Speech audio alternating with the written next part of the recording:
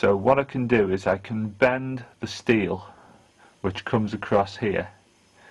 I can take it so that it goes in around the two sides of the rear of this gearbox, so it will fold in there, and then bend a right angle on it so that it's going downwards on both sides, and I can fit two countersunk screws in from the back here, which will screw into some tapped holes in the steel plate. I hope that works out okay. I would think it should be fine. Now, the wiring on the gearbox, obviously, this is going to have to be changed. What I may do is for now, I may unsolder the wire off the motor and fit that on right at the end. Obviously, the wiring's going to have to go down below this gearbox. If I lift the gearbox up,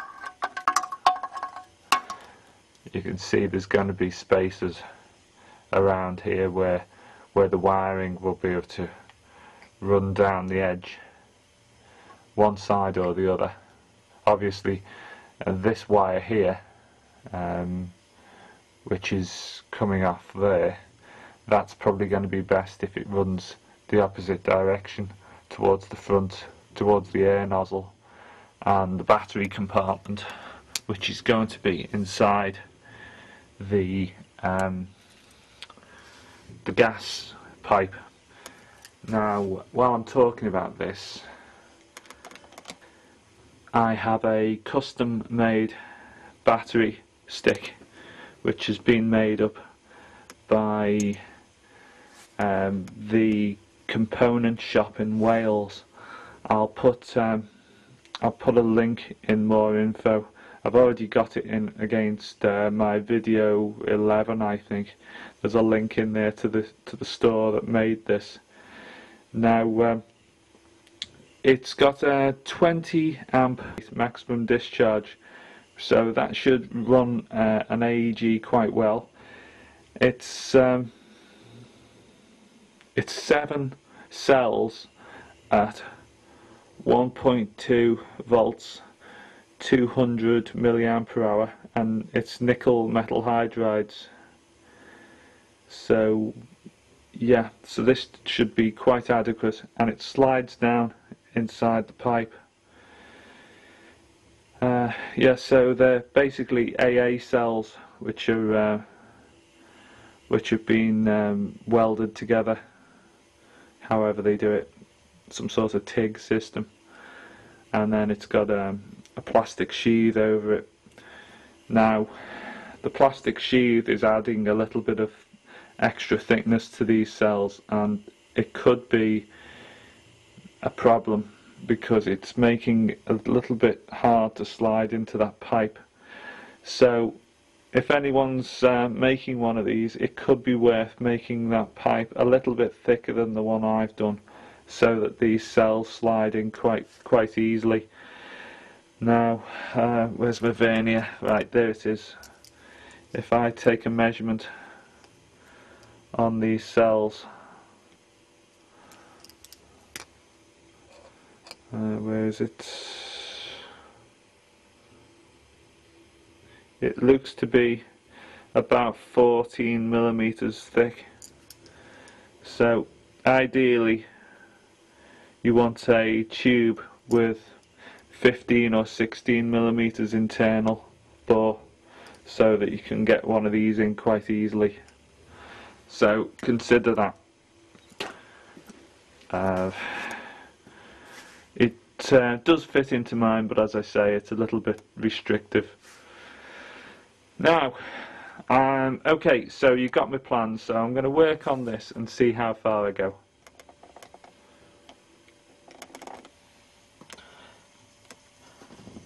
Right, so I've been working on this cardboard template for a little while now, and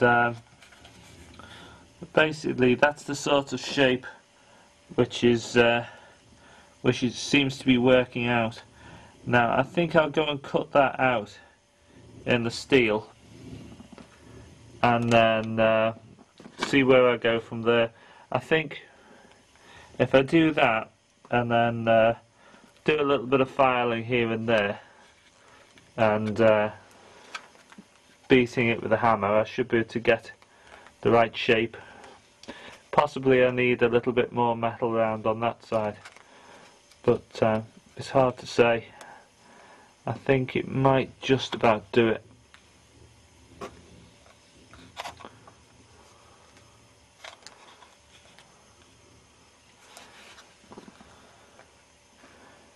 Yeah. So I've cut the plate out and I've started to shape it. It's taken a little bit of work to get this to look right. I'm probably going to have to file a little bit away here, try and seat this down a little bit lower and make both sides look the same. And you can see I've had to put a little bit of a kink into the metal around this area here.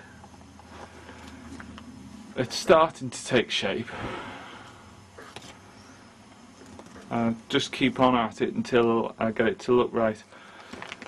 Probably what I should have done is made the metal a little bit wider than 5.5 centimeters, and then I'd have more to bring down here and more to cut away. Basically, it's just keep working at it until you get the right shape to it. When I measured the original gun from there to there, the depth of the receiver, it's actually 7 centimeters. Now I'm not sure what this one will be measuring now. I can just get do a quick check on it with a rule.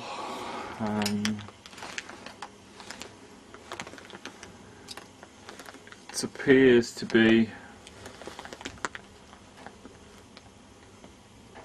just about 7.2, maybe less than that, 7.1 centimeters. So it's quite close. If I had to, I could weld a little bit more onto that piece there on the bit which I'm shaping. I could weld a bit more back on and then grind it back until I get the shape right.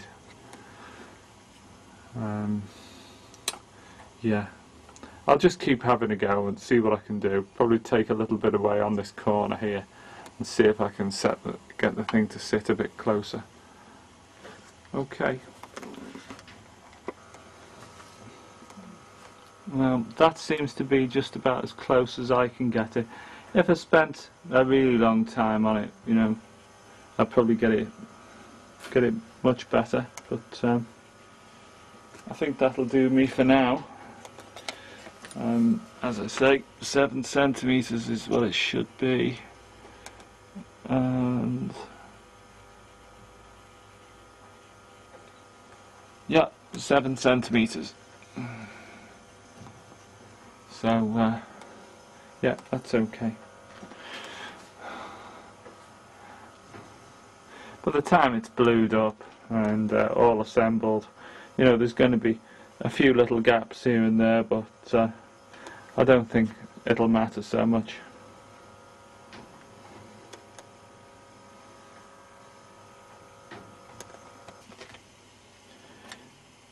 I've done a little bit more work on it now, and what I've had to do is the rear end where the electric motor is, I've had to put a cutaway in the centre, and as you see I've folded the steel down into the end there to fit around the end of the motor. So that basically, when that slides onto there, that stops the metal from moving sideways. It's locked in that position.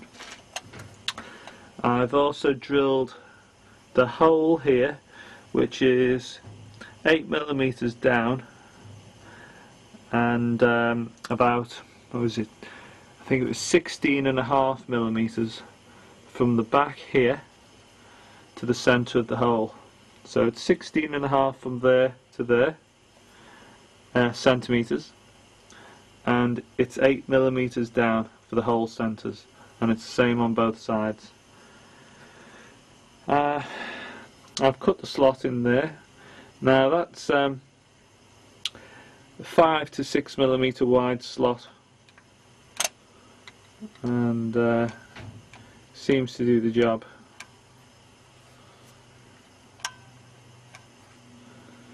So the stock then slides on down the pipe here. It's a little bit tight at the moment. I'm going to give it a little tap with the palm of my hand. Now, when I've got this plate fastened here, that won't slide around quite so much, and the stock will slide on and be a nice tight fit.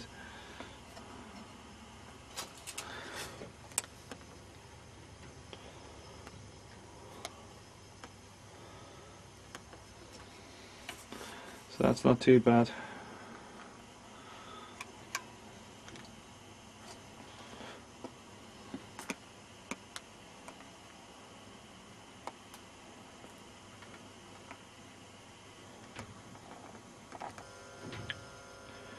This is how I've decided to have a go at mounting the gearbox.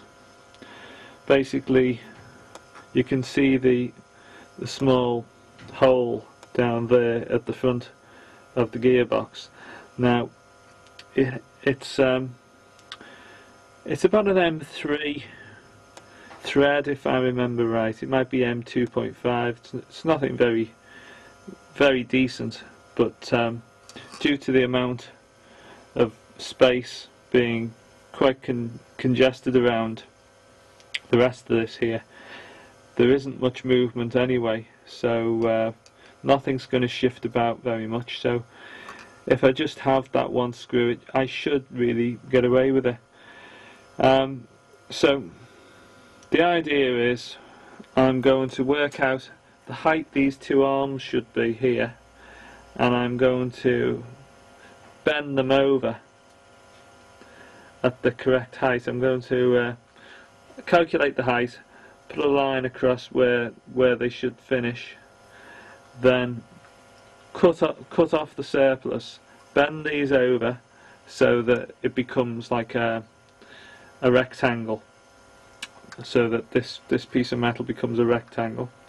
Then what I'll do is the area here directly above where that metal is, I'm going to drill a number of holes, maybe 3 largish holes, maybe 8mm holes in this plate, place this above it, and then weld through to that. I'll do all that while the gearbox is all mounted in position as it is. If we look down through the hole here, you can see there's the gearbox mounted up in a straight line with the barrel, so you can see the air nozzle there. But what I'll do is I'll place my barrel pipe into there and check that the alignment is still correct before I go welding anything.